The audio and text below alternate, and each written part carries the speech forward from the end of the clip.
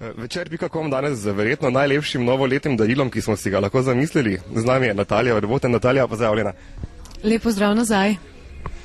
Natalija, da ostane malo v tem božičnem duhu, v zadnji skladbi poješ o tem, da si za božič želiš početi cel kup packastih stvari z božičkom v kotičko. Ne? Pa me zanima, če je božiček držal besedo. Ne, božiček ne, pa tudi ni bil mišljen božiček, ampak bolj fant preoblečen ali pa bom rekla z božično kapo na glavi ali pa s čim drugim božičnim na sebi. To ni kakšna pritajena strast do uniforma ali kaj takega?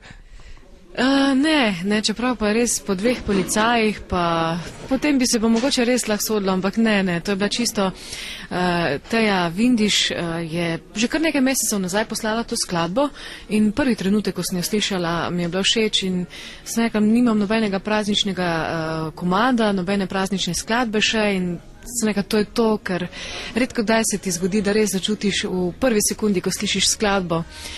In smo jo naredili letos čisto tako za zraven, v bistvu kot, bom rekla, eno darilo za poslušalke in poslušalce na radijskih postajah, in tako praznično pozornost. In moram povedati, da je odziv super, no. Zdi se, da smo v zadnjih letih, kar spremlja malo tvojo kariero, doživeli v bistvu dve različne Nataliji. Ne?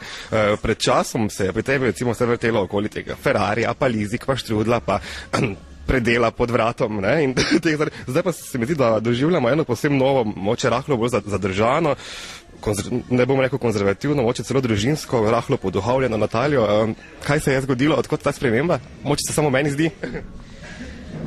Pač 10 let je že odkar sem na sceni in v 10 letih človek dozori, upam, da se spremeni, različno, veliko izkušenj življenjskih, najrazličnejših si nabereš.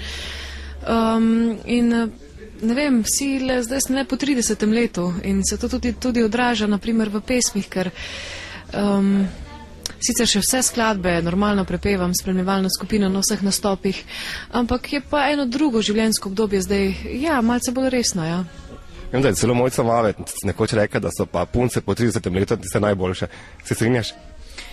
Meni se je res zdaj v bistvu tik pred 30. so se mi stvari v glavi postavile na svoje mesto. Prej sem se kar iskala, bom rekla, med 20. in 27. 28. je tako, bom rekla, bilo eno tako obdobje, ko nisem najbolj vedela, kaj je pač osebnostna rast je bila takrat in šele zdaj pred 30. se je vse postavilo, en tak mir notranji se je posledično pač potem tudi ustvaril.